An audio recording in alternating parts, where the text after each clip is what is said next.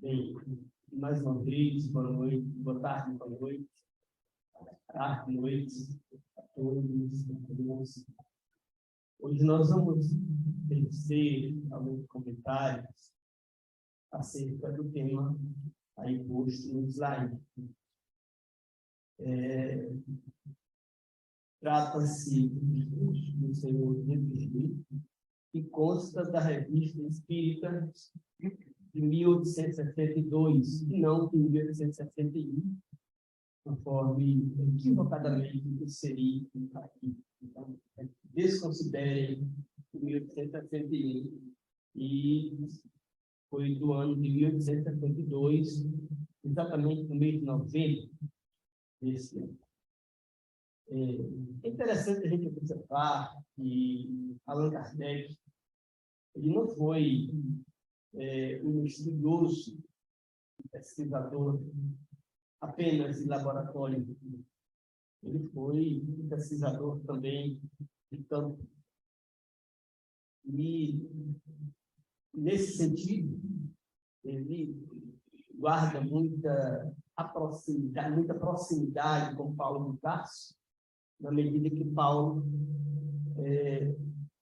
quando fundava, instituía aquelas cristandades, tempos depois ele retornava, visitava essas cristandades, muitas vezes a pedido dos próprios neocristãos, em outros momentos, por conta dele mesmo fazer alguns ajustes em função da Boa Nova, porque tudo, em regra, o que é novo, até que se adapte, até que se adeque, ganhe uma forma,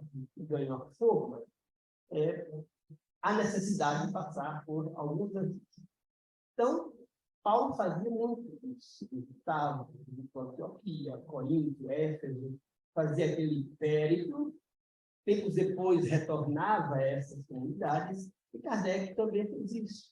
Kardec pesquisou, foi aos laboratórios, participou de uma série de reuniões, colegiou ou codificou toda a doutrina espírita, mas, vez ou outra, ele saiu ali por Lyon, Bordeaux, foi até outros países, na Polônia, por exemplo, Suíça, visitando alguns grupos espíritas recém-constituídos, recém-formados, a fim de tirar algumas dúvidas, fazer alguns discursos, enfim, inteirar-se de como estavam ocorrendo aquelas reuniões, o estudo da doutrina, a compreensão que se fazia. Então, ele teve também essa preocupação. E foi numa dessas viagens lá em Bordeaux, 1872, no mês de novembro, que, após fazer alguns discursos, o senhor Lequereux, que era um mecânico, inclusive, mas estava presente naquele momento, sentiu a vontade de dirigir algumas palavras ao Kardec, que ali estava, se fazia presente, e nesse slide ele é sintetizado aqui como compromisso espírita e os 4 deveres. Bem, primeiro vamos tratar de compromisso espírita. E aí a gente imagina, quando fala de compromisso dá a ideia, dá o sentido de um acordo, dá o sentido de um ajuste, um entendimento que é feito em função de algo ou em função de alguém. Guisa de exemplos, podemos pensar em um contrato. Alguém vai comprar um imóvel, por exemplo, tem ali um contrato. Então, para se fazer aquele compromisso, assinar aquele contrato, é necessário que as partes entrem num acordo, conheçam as cláusulas, e assim vai. Então, para que se haja um compromisso, é necessário que se conheça o objeto do compromisso, que se conheça com quem está se fazendo o compromisso, a fim de que não se arrependa no futuro e tenha depois que tratar do descompromisso, ou anular, de fazer o compromisso feito. Quando a gente pensa no compromisso espírita, o raciocínio vai também na mesma lógica. Não é diferente. Como é que eu vou fazer o compromisso com uma ideia, e no caso, uma ideia nova, uma ideia que está surgindo, uma doutrina, se eu não a conheço? Então, é necessário que a gente estude, que a gente entenda sobre aquilo que estamos nos alinhando, nos vinculando, para que tenhamos o mínimo de certeza daquilo que estamos fazendo.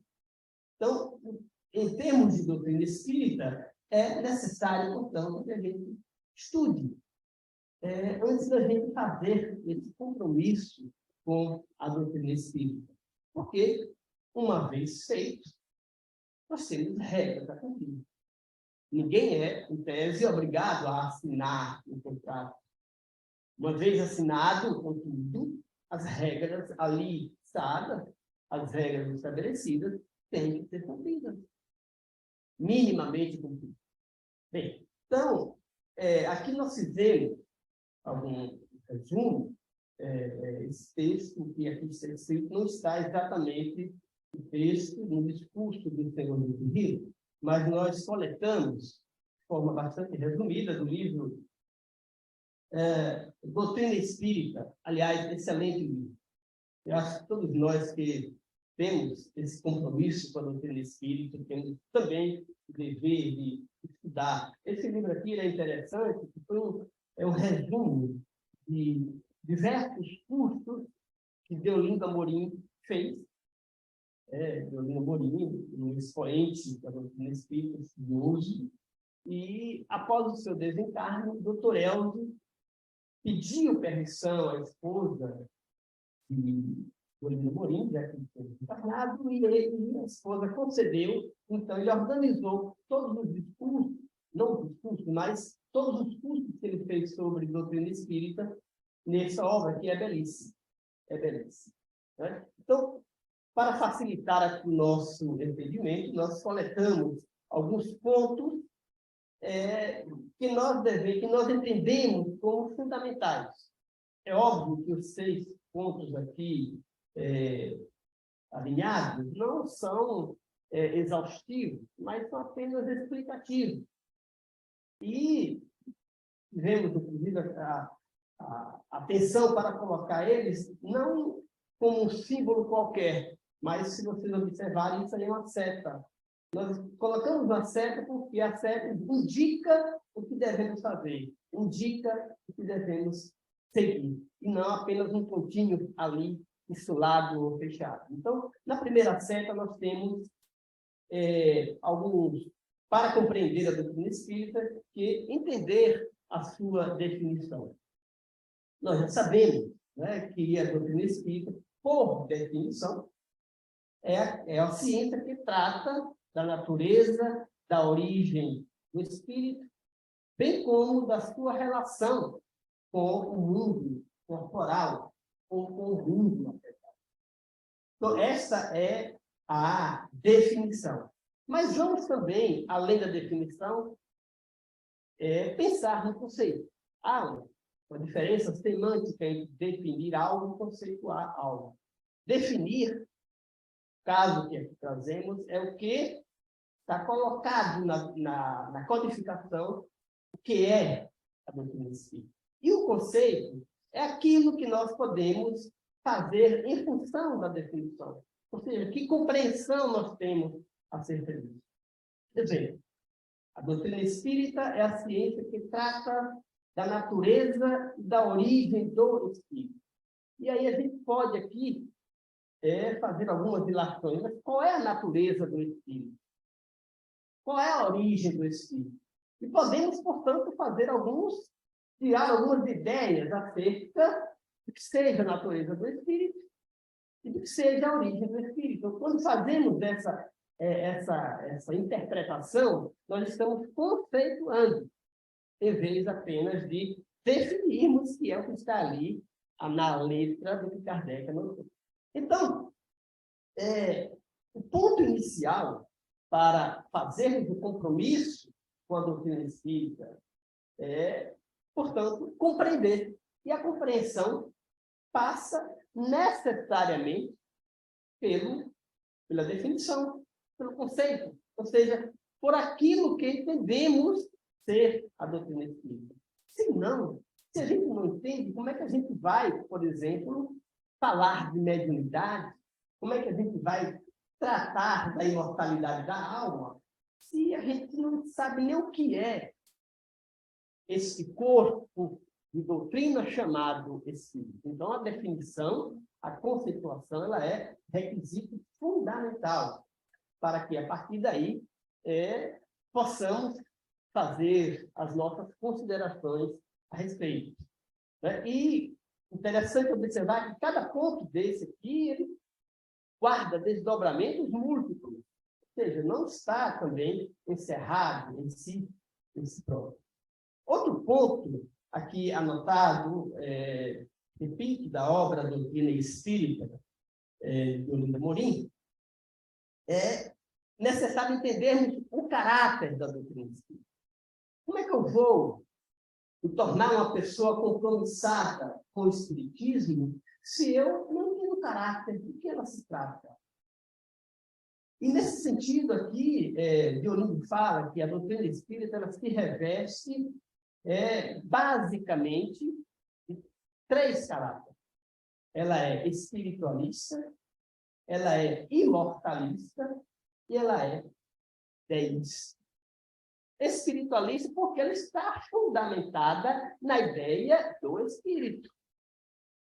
Ela é imortalista porque ela propugna pela imortalidade da alma. E ela é deísta porque ela defende a tese de um Deus único, que é, como sabemos, a causa primária de todas as coisas. Então, esse é o caráter da doutrina espírita. Falamos aqui de forma, repito, bem resumida, porque se quisermos nos adentrar mais nesses aspectos, a obra já foi aqui recomendada. Bom, é necessário também compreendermos a história da doutrina espírita. Os postulados, aquilo que ela defende. É necessário, nesse sentido, a gente observar, e quando isso fazemos, constatamos, que a doutrina espírita não criou o espírito, a doutrina espírita não criou a mediunidade, a doutrina espírita não inventou absolutamente nada.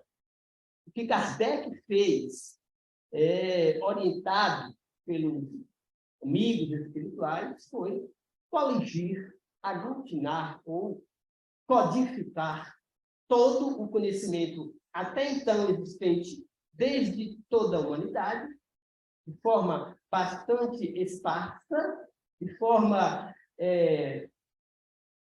multifacetária, existentes em todos os países, em todas as sociedades, em todas as civilizações, e aí, inspirado pelos amigos espirituais, ele ordena isso, ele sistematiza tudo isso, tornando, portanto, a doutrina espírita um todo completo.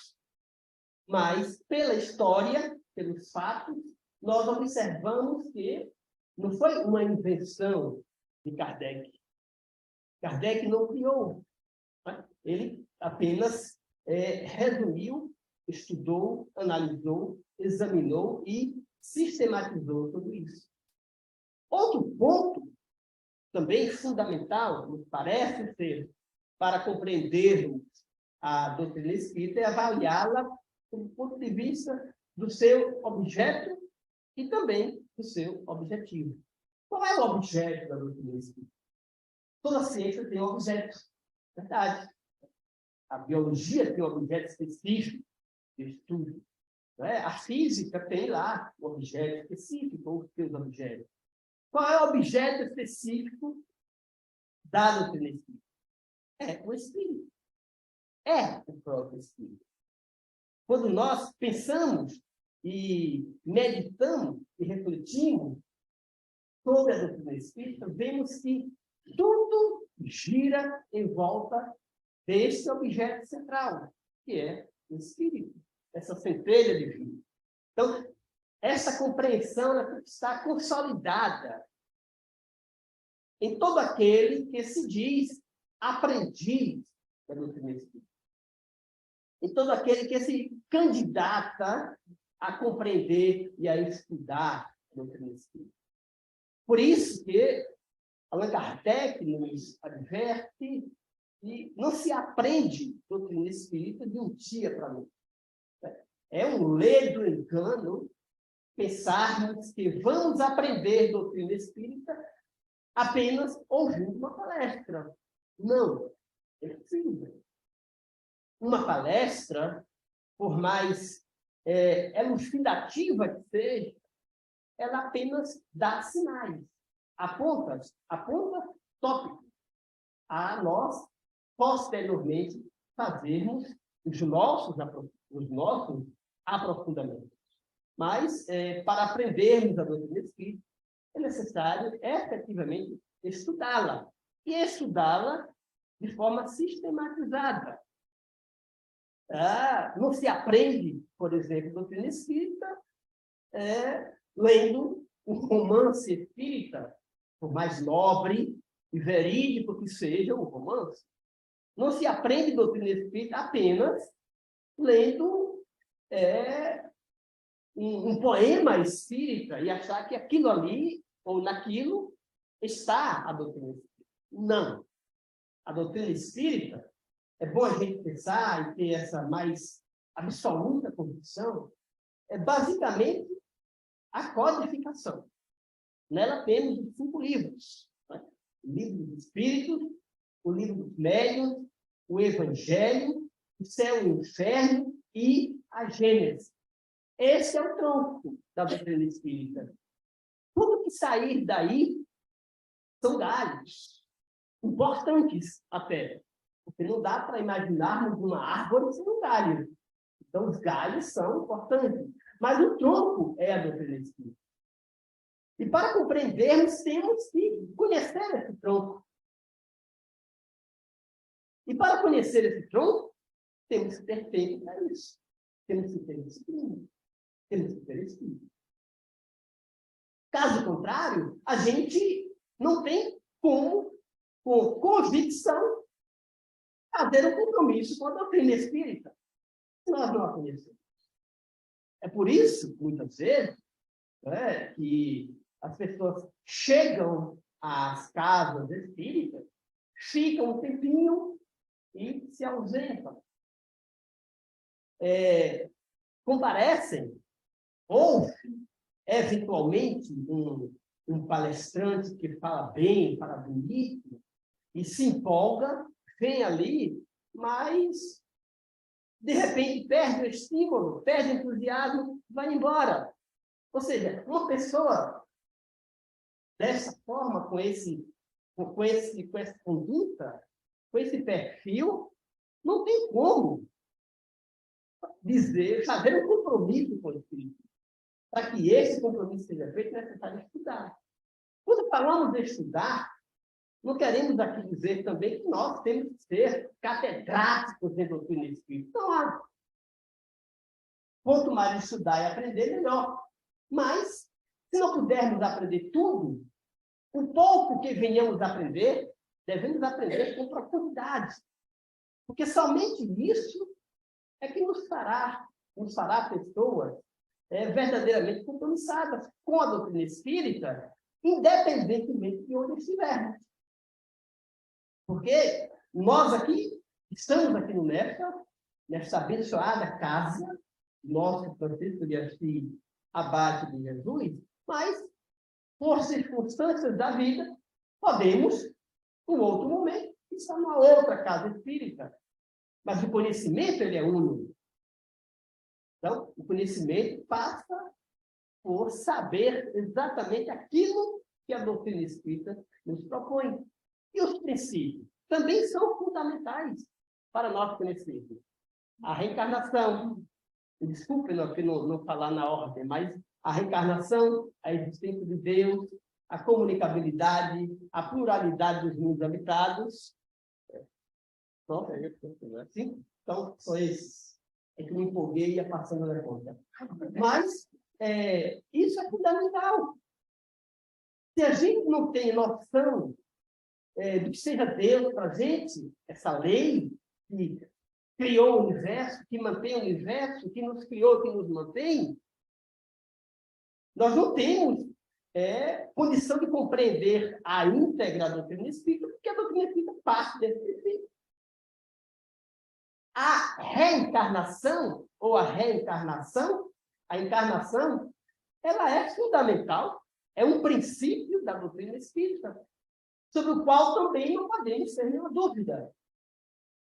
Se eu acredito na mediunidade, se eu acredito numa mensagem mediúnica, seja ela psicofonada ou psicografada, mas se eu tenho dúvida da encarnação, eu sou um espírito incompleto. Eu tenho que ter a mais absoluta convicção de que a encarnação existe, de que a pluralidade dos mundos habitados também existe. E assim, sucessivamente. Ou seja, os 5 princípios, que também podem ser desdobrados, mas os 5 basilares que nós aprendemos do Espiritismo são fundamentais para que nós possamos, a partir do momento em que os compreendemos, assinarmos o nosso compromisso com a doutrina espírita. Outro elemento fundamental, e aqui indicado, devemos também compreender a doutrina sobre a sua consequência. Qual é a consequência da doutrina espírita? O que é que ela, para que é que ela serve para a gente, objetivamente falando?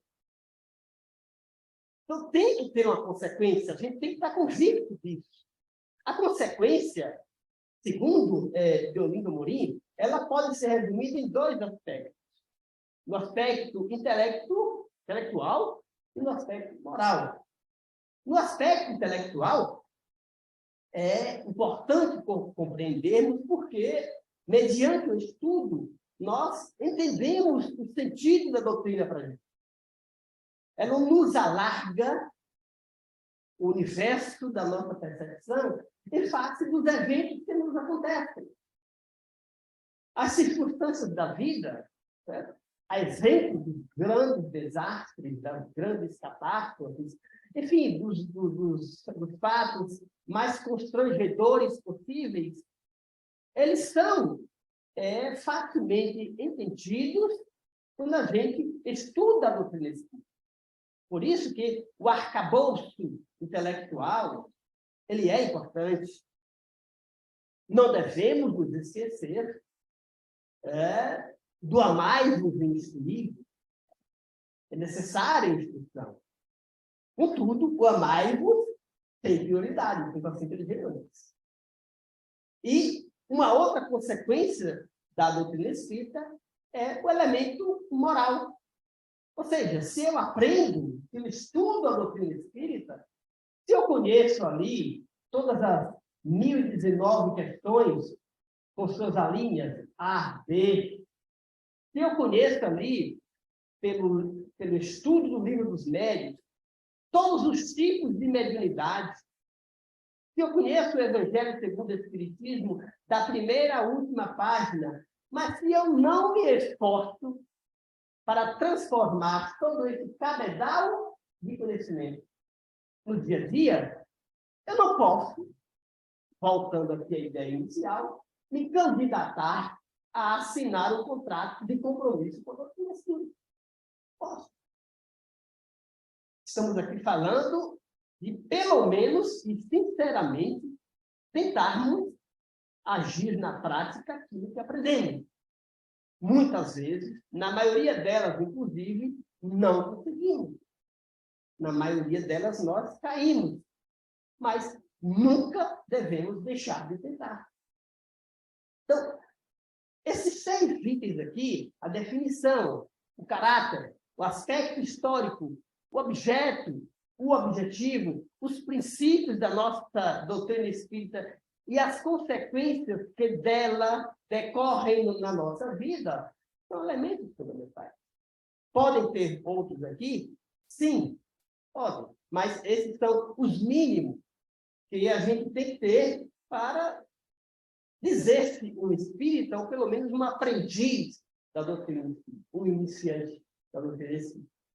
Bom, então, aqui, nós colhemos do livro dos Espíritos, item 8. É a parte introdutória do livro dos Espíritos. Olha o que Kardec nos diz aqui. O estudo da doutrina espírita, que nos lança de súbito numa ordem de coisas tão nova quão grandes, só pode ser feito com utilidade por homens sérios, perseverantes, livres de prevenções e animados de firme e sincera vontade de chegar a um resultado completo. Completo. Homens sérios. Homens sérios, diga-se, não é o homem sério e a mulher séria, não são pessoas necessariamente sisudas. Não é isso que Kardec está falando aqui. Mas são pessoas que encaram com seriedade o estudo da doutrina espírita, com continuidade. O que, às vezes, observamos que não acontece com algumas pessoas que muitas vezes vão às casas espíritas, ficam por ali algum tempo, estudam, participam dessa daquela atividade, mas depois, por justificativas múltiplas, desistem de frequentar a casa espírita. Então, essas pessoas, por mais boa vontade que tenham, Thalita, não são pessoas que se credenciam como pessoas que levam a sério o estudo da doutrina espírita. Perseverante. Ser perseverante também é fundamental. Há pessoas que participam de determinados estudos acerca da doutrina espírita, mas se estão espirrando, aquele espirro é o álibi, é a justificativa para não irem à casa espírita e estudá-la. Se falta ali a perseverança, qualquer evento que acontece na sua vida é um motivo para elas desistirem. E é comum. Eu conheço diversas pessoas que dizem, olha, eu frequento a casa espírita há 20 anos, mas depois que o meu filho nasceu, cresceu, eu fiquei sem tempo, ele hoje já é adulto, mas até hoje estou sem tempo para retornar à casa espírita. Eu saí, tive que fazer isso, aquele estudo, fui fazer uma pós-graduação, mestrado, doutorado, a partir daí perdi o vínculo, não vou ter mais. Enfim, qualquer estudo em torno do espiritismo, o estudante vai ganhar, mas não vai aprender da forma como Kardec está dizendo aqui. E ver se aqui estamos colocando uma transliteração. Ele escreveu isso. Então, pessoas livres também de prevenções. Porque há pessoas que podem até ter interesse pelo estudo da doutrina espírita, mas vão com ideias preconcebidas. E que não dá para aprender dessa forma. Claro que nós não estamos aqui para acreditar em qualquer coisa que se nos digam, não é isso. Mas nós não podemos ter ideias absolutamente preconcebidas diante dos fatos, porque se isso acontece, gera um bloqueio no nosso processo de aprendizagem. Nós não podemos adotar dogmas nesse sentido de não, isso não pode, aquilo também não pode. Então, livres de prevenções. É o que Kardec coloca aqui. Ou seja, abertos para estudar. Claro que para analisar, para aceitar ou para negar aquilo que não for verdade. Animados de firme e sincera vontade de chegar a um resultado. Isso é importante também, porque qual é o resultado que eu pretendo alcançar quando eu estudo a doutrina espírita?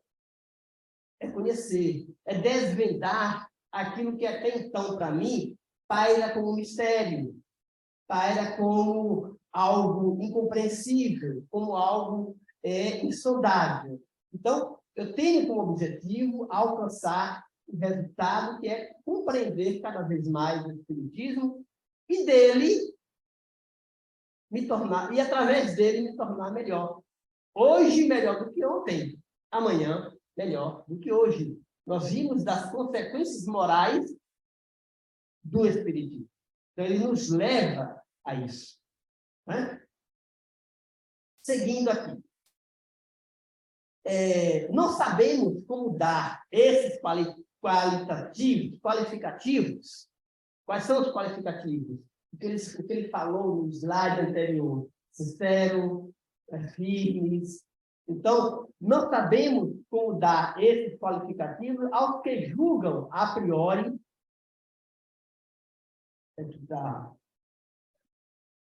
A priori, levianamente, sem tudo ter visto, que não imprimem a seus estudos a continuidade, a regularidade e o recolhimento indispensáveis. Olha só, é fundamental termos a continuidade e a regularidade.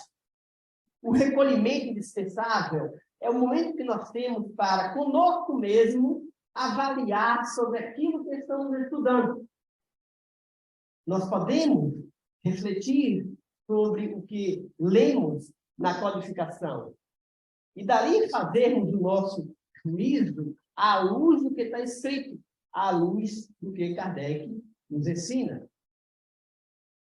Então, temos, na sequência, a verdadeira doutrina está nos ensinos que os Espíritos deram. E os conhecimentos que esse ensino comporta são, por demais, profundos e extensos para serem adquiridos de qualquer modo. Perfeita essa assertiva de Kardec. Nós não podemos, como falamos aqui anteriormente, estudar aleatoriamente a doutrina espírita e esperarmos desse estudo aleatório o resultado profícuo, proveitoso. Não. Assim não teremos. Algum resultado teremos, mas não o resultado necessário para compreendermos a doutrina espírita a ponto de fazermos com ela o nosso compromisso. Para termos o compromisso com a doutrina espírita, é necessário, pois, que a estudemos com continuidade, com afinco, com todo o desejo possível e com a finalidade que devemos alcançar. Bem, aqui nós passamos para os quatro deveres. Saindo dos compromissos, vamos passar para os 4 deveres. E aqui o senhor Becquerel diz para Kardec: para nós é uma felicidade inefável ter nascido numa época em que podemos ser esclarecidos pelo Espiritismo. Mas não basta conhecer e desfrutar essa felicidade. Com a doutrina, contraímos compromissos que consistem em 4 deveres diferentes. Eu fico imaginando a alegria que o senhor Becquerel teve naquele momento de estar à frente de Allan Kardec. Ele que codificou a doutrina espírita. Deve ser assim uma emoção.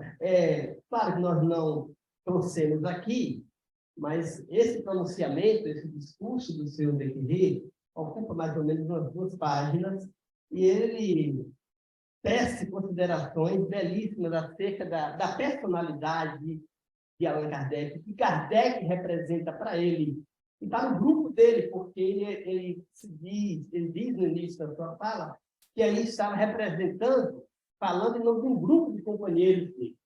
Então ele diz: para nós é uma felicidade inefável ter nascido na época em que podemos ser esclarecidos pelo Espiritismo. E aqui a gente pode trazer para as nossas reflexões e perguntar, cada um consigo mesmo: o que seria de mim se não fosse a doutrina espírita? Já nos perguntamos isso? Quais seriam as minhas ideias acerca da vida se não fosse o conhecimento espírita que me alicerça numa determinada perspectiva. Como eu encararia a vida com tantas dificuldades, com tanto grau de violência que hoje tem aqui, com tanta diversidade, sem que, para esse entendimento, houvesse a doutrina espírita, para me dar elementos subsídios de análise, de compreensão, de entendimento acerca da vida. Quando a gente faz essa questão, é que a gente tem essa noção, ou melhor, a convicção, do quanto a doutrina espírita é importante para mim. O quanto que ela, bem, consegue responder às minhas questões, às minhas dúvidas. Só que essa beleza, ou esse consolo, o fato dela conseguir responder às muitas das minhas indagações, também tem consequências. Aliás, tudo na vida tem consequências. Toda ação gera necessariamente uma reação. É da lei. Então, nós, ao mesmo tempo em que somos consolados pela luz esclarecedora da doutrina espírita, também temos compromissos para com a doutrina. Temos deveres. E aqui, o senhor Becquerel resume esses deveres em 4, mas também apenas de forma sugestiva, de forma exemplificativa, e não de forma fechada. Ele diz: dever de submissão que nos faça ouvir com docilidade. Imaginemos eles se dirigindo a Kardec dizendo isso. Nós temos o dever de submissão que, por consequência, nos faz ouvir com docilidade. Submissão, muitas vezes, é tomada no nosso dia a dia como a ideia de subalternidade. Mas submissão vem do latim submissiones, que significa baixar o tom da voz. É isso. Quando a gente interpreta a submissão sob esta ótica, a gente vê que faz todo sentido. Ou seja, em algum momento da nossa vida, feito já o compromisso com a doutrina espírita, portanto, estudantes da doutrina espírita e praticantes do ensino da doutrina espírita, que, diga-se, são os ensinos de Jesus. Nós somos, muitas vezes, convidados, outras vezes obrigados, a, de fato, falarmos baixo. Porque é com o tom da voz moderado que nós temos a capacidade de ouvir o outro. Se a gente fala alto demais, o nosso timbre de voz impedirá que ouçamos o outro. E aqui há um efeito subjetivo que também podemos tirar desse tom de voz moderado. E ele não se limita apenas àquilo que falamos da nossa fala, mas é o tom de voz interno. Que significa, nesse caso, termos a humildade. Sabermos ouvir, sabermos compreender, sabermos aceitar o outro. O espírita, o estudante espírita, o aprendiz espírita, que minimamente não se preocupa com isso, não se preocupa em ouvir, em compreender o seu companheiro, a sua companheira, seja dentro da casa espírita, mas principalmente fora dela. Quem não faz esse exercício não está cumprindo, Simval, uma das cláusulas constantes no contrato, no compromisso que nós firmamos com a doutrina espírita. Nós estamos cumprindo. Então, é necessário baixarmos o tom de voz, literalmente falando, ou mesmo o tom de voz interno, psicológico, íntimo, para podermos ter a mínima abertura para dialogar com o outro, onde quer que nos encontremos. É isso que a doutrina espírita nos ensina. já me mostraram aqui um visor acerca do tempo. Mas, segundo Einstein, o tempo é relativo. Então, sigamos aqui. Um outro dever que a doutrina espírita espera de nós. E a doutrina espírita espera de nós mesmos, porque a doutrina espírita não nos impõe nada. Não nos impõe nada. Mas espera tudo de nós. O mais ou o máximo que nós pudermos oferecer em prol da doutrina espírita é um dever nosso fazer. Porque ao fazermos isso, não estamos fazendo apenas para Jesus, nem para Kardec, nem para os espíritos. Estamos fazendo para nós mesmos. Por isso que a doutrina espírita, ao tempo em que não nos impõe, como se vê muito em outras religiões, mas espera pelo processo de maturação, pelo processo de maturidade, pelo processo da reflexão, do aprendizado daquilo que o seu corpo doutrinário nos oferece, espera que a gente se dê o máximo possível. Era o que nós estávamos falando aqui na nossa reunião mais cedo. Tanto por cento de presença ou de ausência, é o mínimo, mas se pudermos dar o dobro disso, façamos. Porque não estamos fazendo em nome desta daquela casa espírita, mas nós mesmos, do nosso amadurecimento. Dever de afeição que nos faça amar com ternura. Afeição aqui pode ser entendida como empatia, como sensibilidade direcionada ao outro. Se eu não sou empático a Ivan, por exemplo, terei eu condição de amá-lo? Óbvio que não. Terei eu condição de ter ternura, algum tipo de ternura com ele? Evidentemente que não. Então, a afeição, a empatia que nós devemos ter para com o nosso irmão é resultado do compromisso que nós assumimos, ou mesmo assinamos, espiritualmente, com a doutrina espírita. Dever dizer para atender aos seus interesses com ardor. Aos seus interesses, diga-se aos interesses da doutrina espírita, não é? Não são aos nossos interesses. Né? Então, dever dizê-lo, isso é fundamental, porque comumente nós temos zelo para com tudo na vida. Nós temos zelo para com a nossa casa, o nosso carro, o nosso smartphone, com os nossos computadores, com os nossos patrimônios, e vivemos a vida em função de angariá-los e ampliá-los. Temos extremo zelo para com tudo isso, mas muitas vezes nos falta o zelo necessário para com a doutrina espírita e para com aquilo que ela nos ensina.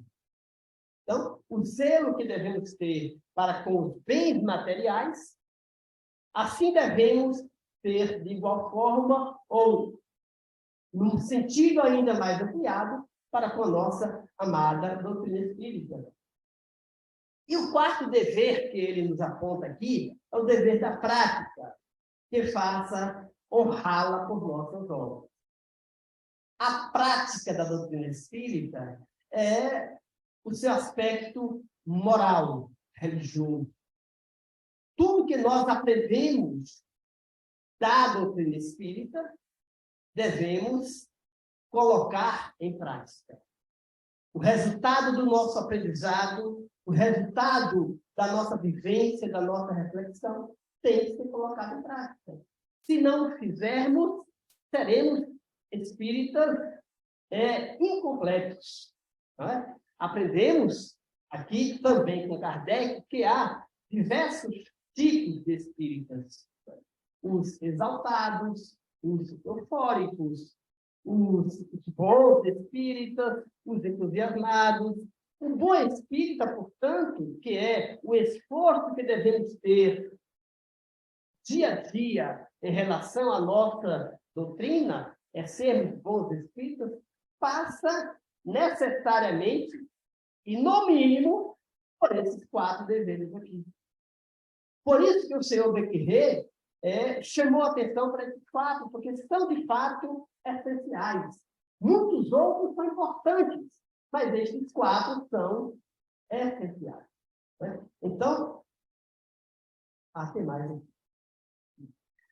Estamos, diz o nosso amigo interlocutor, estamos no seio do Espiritismo, e o Espiritismo é para nós uma firme consolação em nossas penas. Não podemos negar que há momentos na vida em que a razão talvez pudesse nos sustentar, mas outros há em que se tem necessidade de toda a fé que dá o Espiritismo para não sucumbir. Ou seja, o Espiritismo é esse consolo, mas não é o consolo puro e simples, é o consolo que advém do conhecimento que nós temos acerca de nós próprios. Ele nos consola nesse sentido.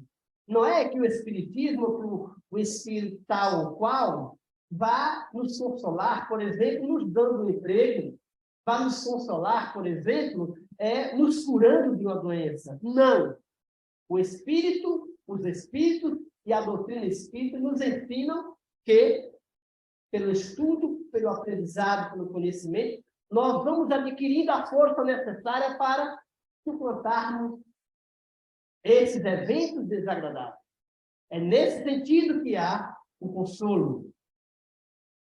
Bem, assim, conseguir falar em tempo tão pouco, né? Um assunto tão importante, mas está aí, portanto, o nosso obrigado, né? Acho que consegui aqui cumprir, se não os 4 deveres, pelo menos um deles, que foi o dever de tempo. E, portanto, pedimos à lei que nos guie, que nos oriente, e que nos faça, mediante o estudo, o aprendizado, o aprimoramento, mas, sobretudo, mediante a prática, que nos faça ser bons espíritos, paz e luz em nosso coração.